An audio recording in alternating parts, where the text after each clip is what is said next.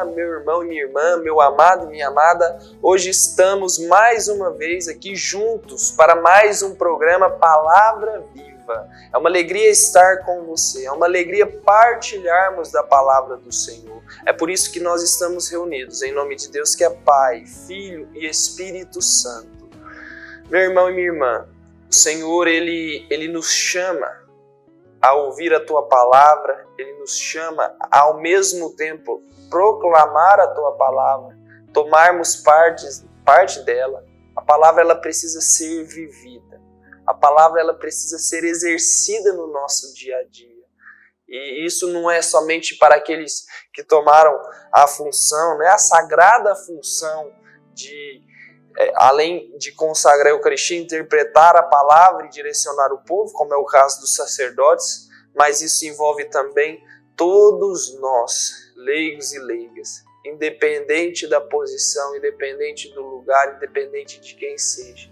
O Senhor nos chama a participar da sua palavra, nos chama à santidade, nos chama a viver o Evangelho com radicalidade. É por essa razão que nós temos esse programa, que traz em seu nome a essência de viver a palavra, programa Palavra Viva. É por isso que eu queria te convidar hoje a mais uma vez pegar comigo o Evangelho, e hoje o Evangelho que está presente na liturgia, que está no Evangelho de São Lucas, capítulo 6, versículo 6 em diante. Lucas 6, versículo 6 em diante. Vai dizer assim: em outro dia de sábado, Jesus entrou na sinagoga e ensinava. Achava-se ali um homem que tinha a mão direita seca. Ora, os escribas e os fariseus observavam Jesus para ver se ele curaria no dia de sábado. Eles teriam então pretexto para acusá-lo, mas Jesus conhecia os pensamentos deles. E disse ao homem que tinha a mão seca: levanta-te e põe-te de pé aqui no meio. Ele se levantou e ficou em pé. Disse-lhe Jesus: pergunto-vos se no dia de sábado é permitido fazer o bem ou o mal, salvar a vida ou deixá-la perecer. E relanceando os olhos sobre todos, disse ao homem: estende a tua mão. Ele estendeu e foi-lhe restabelecida a mão. Mas eles encheram-se de furor e indagaram uns aos outros o que fariam com Jesus. Palavra da salvação, glória a vós, Senhor.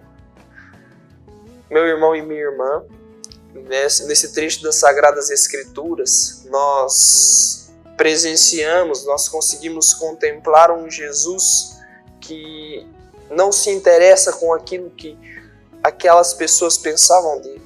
Estava aqui diante dos escribas e dos fariseus, homens que tinham como propósito acabar com a missão de Jesus na terra. Acabar com aquilo que Jesus estava fazendo, ou seja, frear os planos do próprio Deus. Dizendo assim que estavam agindo em nome de Deus, queriam frear os planos do próprio Deus. Ou seja, eram enganados pela sua própria sabedoria. Eram enganados pelos seus achismos. Era influenciado pelo inimigo para que pudesse assim interferir nos planos da salvação. Mas nós sabemos muito bem que essa interferência dos escribas e fariseus ajudou para que Jesus pudesse concretizar, para que Jesus pudesse cumprir a vontade do Pai, para que Jesus pudesse, assim, ao ser entregue pelos fariseus, morrer por amor a nós. Então nós estamos aqui numa situação onde esses homens estão enfurecidos, estão buscando cada vez mais pretextos para acusar o Senhor, cada vez mais pretextos e motivos para parar Jesus. E aqui, em mais um dia de sábado, Jesus estava reunido com o povo. E os escribas já pensando e articulando, porque certamente, com certeza eles pensavam, Jesus hoje fará milagres. Jesus fará aquilo que não é permitido no dia de sábado, segundo a lei. E diante disso, eles pensavam todo tipo de mal contra Jesus, eles tramavam contra ele, mas a palavra vai dizer que Jesus conhecia o pensamento deles. Aqui já mostra a divindade de Jesus. Já mostra que por ser Deus, ele conhece o ser humano por inteiro, como diz a palavra, até o último fio de cabelo. Vai dizer o salmista, quando me assento ou me levanto, conheces os meus pensamentos. Então Jesus conhecia os pensamentos daqueles homens, embora pensassem e tramassem somente mal em seus corações. E diante daquilo, Jesus então quis mostrar para eles a verdade, o que de fato importa. Porque vai dizer, ele mesmo em outra palavra, que o Senhor Deus é o Senhor, o homem, ou melhor dizendo, o homem é também Senhor do sábado, e não o sábado Senhor do homem. E diante daquilo ali, os fariseus ficavam enfurecidos, e ali naquele meio havia um homem com a mão seca. E Jesus tinha a oportunidade de curá-lo ou de não curá-lo. É diante disso que ele faz essa indagação. Pergunto se no sábado é permitido fazer o bem ou o mal, salvar a vida ou deixá-la perecer. E vai terminar estes versículos dizendo que o Senhor curou aquele homem, restabeleceu a sua mão, e os escribas e fariseus ficaram furiosos. Meus irmãos e minhas irmãs, esta palavra vem para nos ensinar, vem para nos mostrar que nós não devemos pensar no que os outros estão pensando de nós, no que os outros vão falar de nós. Diante de uma realidade onde me é permitido fazer o bem ou o mal, eu devo sempre optar pelo bem. Diante de uma realidade onde eu posso defender a fé, defender a verdade ou não defender, eu devo me optar sempre pela defesa. O que nós temos testemunhado cada vez mais são pessoas que se dizem cristãs, católicas, mas que na hora de defenderem aquilo que pensam, na hora de defender aquilo que prega a Santa Igreja, não conseguem, muitas vezes por respeito humano, muitas vezes porque não querem incomodar o outro que pensa diferente, muitas vezes porque não quer ser perseguido. Mas veja que a ótica de Jesus, a forma como ele viveu foi completamente diferente. O respeito que se prega no mundo afora, esse respeito humano onde não se pode dizer nada, onde se tem que respeitar a fé do outro, onde não se pode confrontar o outro, onde o outro pode indagar e questionar a minha fé e eu não posso dar uma resposta que seja de acordo com aquilo que eu penso, porque pode assim ofender a fé do outro. Gente, isso não existe na palavra de Deus. Isso não existe na palavra de Deus.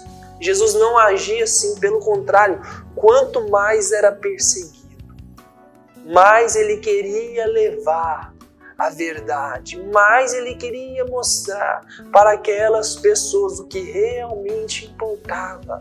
É por isso que ele veio para dividir os tempos, é por isso que existe um marco diante de Cristo e depois de Cristo, porque ele veio realmente para fazer esta diferença. Ele veio realmente para mostrar que o caminho é outro e não aquele que até então estava sendo vivido por aquelas pessoas. E logicamente, obviamente, isso enfurecia aqueles que não concordavam com ele. Isso enfurecia aqueles que queriam de toda forma pará-lo, os escribas e os fariseus. A vida de Jesus não é simplesmente o fato dele curar aquele homem da mão seca, mas é a vida de Jesus que incomodava aqueles fariseus. Era a vida de Jesus que incomodava aqueles que não queriam se converter. Assim como os homens e mulheres que assumem a missão de serem um novo Cristo no mundo, incomodam aqueles que não querem deixar para trás uma vida de pecado. Assim como o Senhor pode fazer com que a sua vida incomode a muitos, mas mesmo incomodando a muitos, salvem também a muitos. Assim como o Senhor, nós somos chamados a testemunhar a verdade a partir da nossa vida. Porque de fato, o que importa não é simplesmente aquilo que fazemos. O que importa não são, sobretudo, as ações, mas sim a motivação. O porquê eu faço aquilo, o porquê eu defendo a fé, o porquê eu ajudo o próximo, o porquê eu sou capaz de me doar ao outro dentro da minha casa, porque eu sou capaz de me doar à minha esposa, ao meu esposo. Não é a ação em si que manda, mas o motivo. E a motivação é sempre a vontade de Deus. Vamos para o intervalo e voltamos no próximo bloco.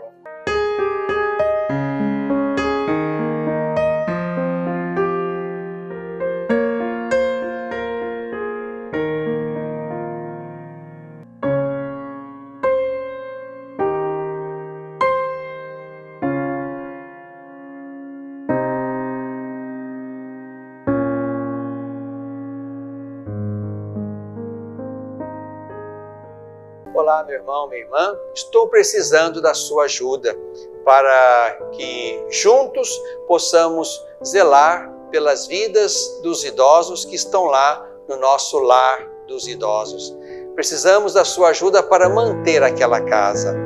A sua pequena contribuição mensal, fazendo-se amigo do lar, vai nos ajudar a comprar medicamentos, comida, material de higiene, material de secretaria, pagar a folha de funcionários, também aquilo que diz respeito aos gastos mensais daquela casa. Você pode ser, portanto, um amigo do nosso lar dos idosos. Aqui no telefone que está na tela, você pode então ter mais informações de como nos ajudar nessa obra de cuidado da vida. Ajude-nos, é o nosso pedido. Obrigado pelo seu sim. Você tem curiosidade sobre qual o seu chamado para esse mundo? Por que Deus te criou e qual o plano original dele para a sua vida? Então você precisa conhecer a teologia do corpo do Papa João Paulo II. Acesse www.mariadenazaré.com/teologia do corpo.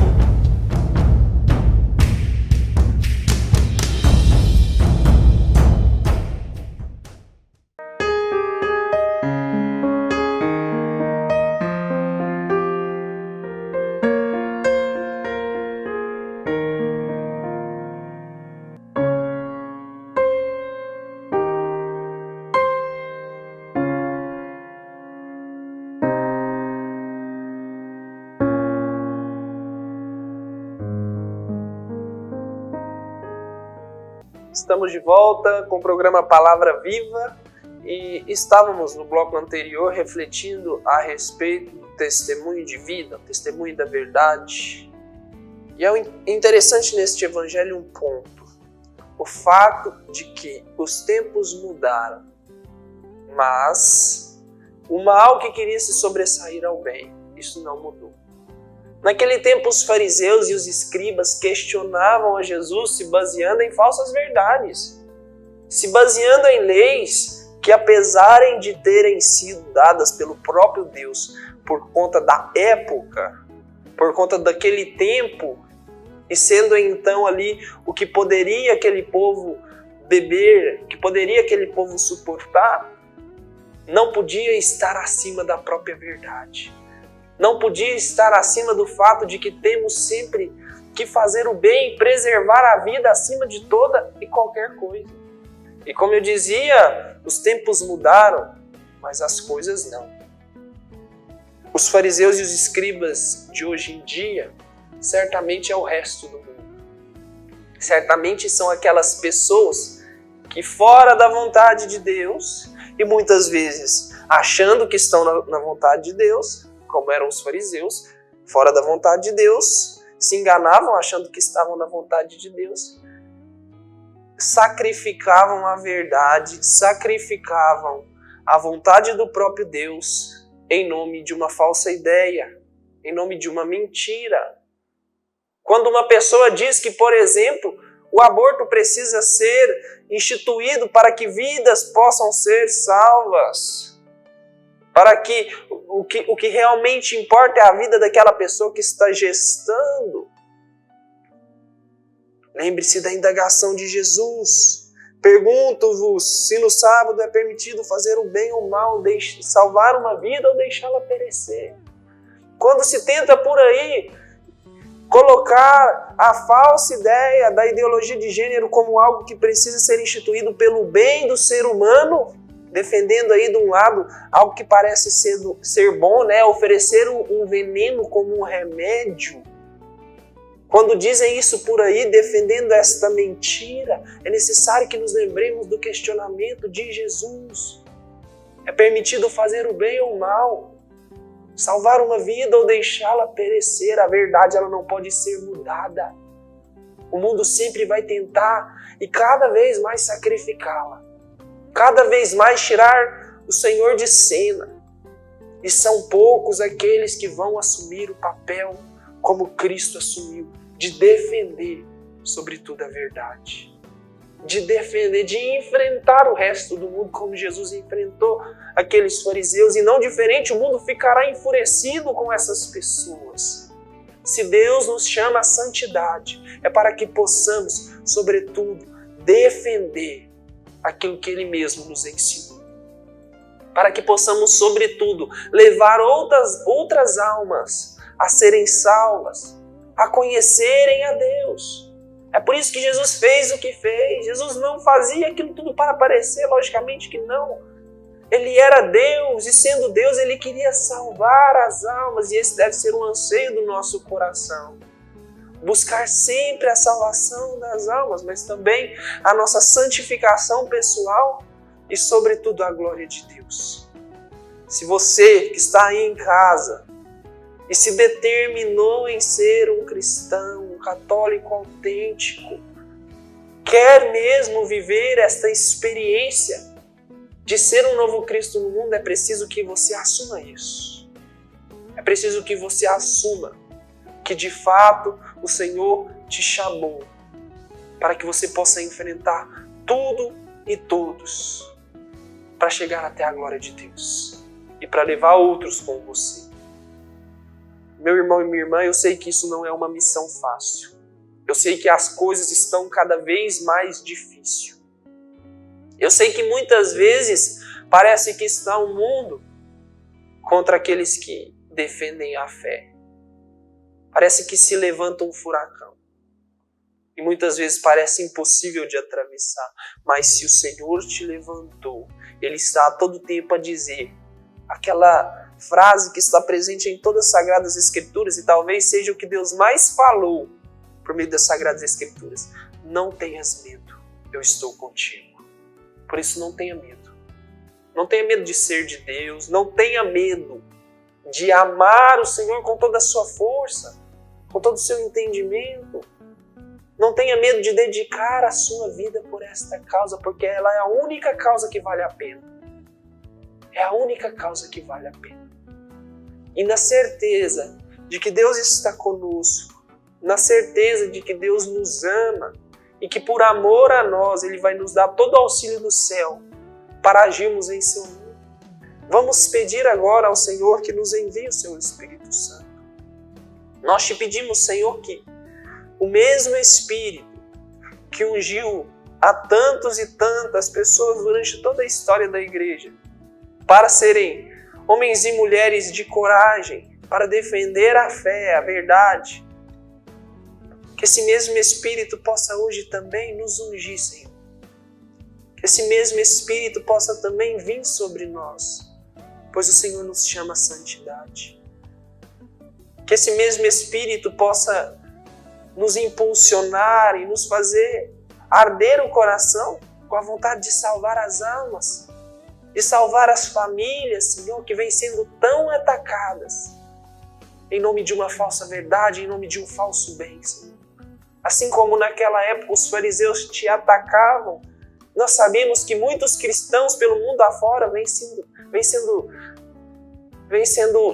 atacados, vêm sendo martirizados, vêm sendo cada vez mais impedidos de viverem a sua fé. Mas nós sabemos, Senhor, que a tua vontade para nós é essa. Que possamos atravessar tudo, Senhor, com os pés firmes no chão, mas com o coração na eternidade, confiando no Senhor, confiando na tua palavra que diz: não tenhas medo, eu estou contigo. Confiando no fato de que o Senhor nos escolheu para sermos um novo Cristo no mundo, para sermos corredentores contigo, Jesus. Por isso envia o teu Espírito Santo a todos nós, que hoje estamos dispostos a testemunhar a tua verdade. Pedimos também o auxílio da bem-aventurada Virgem Maria. Nós te pedimos, Mãe, que possa olhar por nós, que possa olhar por este mundo, que possa nos levar até seu Filho e nos ensinar que somente em Deus podemos vencer tudo aquilo que é contrário ao bem. Deus é o sumo bem. Deus é a única verdade. Ensina-nos isso, Mãe. Educa-nos. Que assim seja. Ave Maria, cheia de graça, o Senhor é convosco. Bendita sois vós entre as mulheres. Bendito é o fruto do vosso ventre, Jesus. Santa Maria, Mãe de Deus, rogai por nós, pecadores, agora e na hora de nossa morte. Amém. Que você possa se lembrar sempre disso, em todos os momentos, em todos os dias, de que o Senhor te escolheu, de que o Senhor te ama sobretudo, de que você foi eleito por Ele para assumir uma posição de quem quer sobretudo ser santo, e de que o mundo precisa te escutar. Não às vezes escutar a tua voz que sai pelos teus lábios, mas escutar uma voz que é ainda mais alta, que ecoa pela tua vida. Uma voz que leva ao outro a, querendo ele ou não, contemplar e ver claramente a vontade de Deus. Veja, meu irmão, é sobre tudo isso, para isso que existimos, para que os outros, assumindo ou não a vontade de Deus, assumindo ou não a verdade de Deus, possa através de nós conhecer esta verdade. Por isso não se importe com aqueles que te julgam, que te condenam, que ficam enfurecidos e muitas vezes pensam que vão fazer com você como os fariseus pensavam a respeito de Jesus. Não se importe com isso. Se importe com a vontade de Deus. Se importe em amar a Deus. Se importe em querer ser como foi Jesus Cristo. Cada vez mais santo. Cada vez mais temido a Deus. Que você possa ter esse santo temor que te leva à santidade e que te leva a testemunhar a verdade. Eu te agradeço por mais um programa Palavra Viva, por estar aqui conosco. E até na próxima semana, se Deus quiser.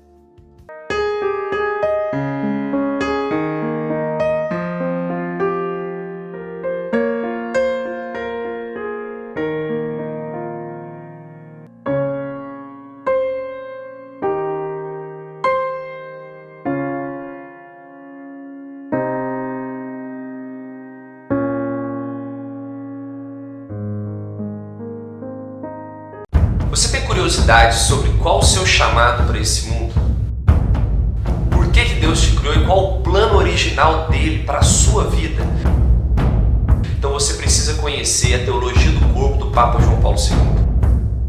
Acesse www.mariadenazaré.com/teologia do corpo.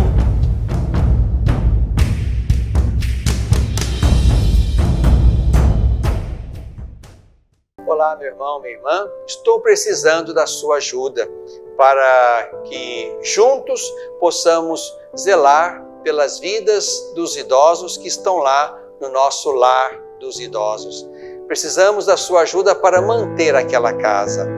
a sua pequena contribuição mensal, fazendo-se amigo do lar, vai nos ajudar a comprar medicamentos, comida, material de higiene, material de secretaria, pagar a folha de funcionários, também aquilo que diz respeito aos gastos mensais daquela casa. Você pode ser, portanto, um amigo do nosso lar dos idosos. Aqui no telefone que está na tela, você pode então ter mais informações de como nos ajudar nessa obra de cuidado da vida. Ajude-nos é o nosso pedido. Obrigado pelo seu sim.